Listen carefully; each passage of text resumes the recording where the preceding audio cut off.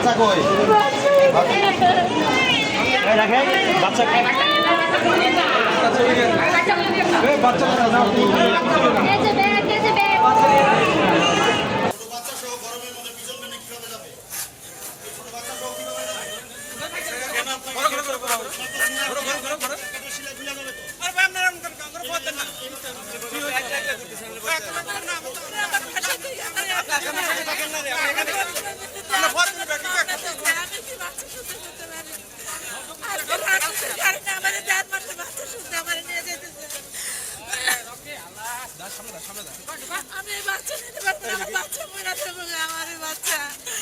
তার কোলে 1 মাস 16 দিনের একটি বাচ্চা শিশু রয়েছে, নবজাতক শিশু।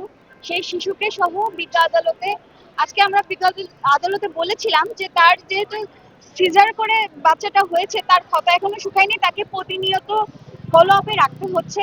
এবং একটি ছোট শিশু বাচ্চা যে তার মায়ের উপরেই নির্ভরশীল, মায়ের দুধ ছাড়া তিনি অন্য কিছুর উপরে নির্ভরশীল না এবং খাইতেও পারবে না, এবং তার জীবন ধারণও একটা অনিশ্চয়তার মধ্যে চলে যাবে এবং এটাতে শিশুর জীবনে ঝুঁকি আছে। আমরা বিষয়ে এই আদালতকে আমরা এই বিষয়গুলো বলেছি এবং বলেছি যেহেতু বিষয়টি গুরুত্বপূর্ণ সংবেদনশীল একটি বিষয়, আমরা আদালতে যে কোনো শর্তে আসামির জন্য জামিন চেয়েছিলাম। আমরা বলেছিলাম যে প্রত্যেকটি ধার্য তারিখে আসামি আসবে এবং যে কোনো শর্তে, কারণ যেহেতু ছোট শিশু সন্তান রয়েছে, এই শিশু সন্তানটার দেখভালের একটি বিষয় রয়েছে।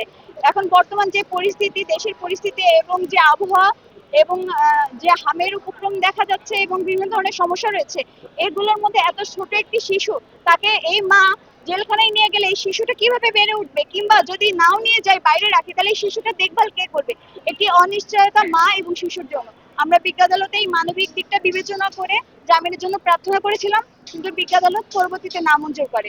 এটা আমাদেরকে ব্যথিত করেছে। আমরা মনে করি এটাতে মা ও শিশু দুজনেরই মানবাধিকার লঙ্ঘন হয়েছে।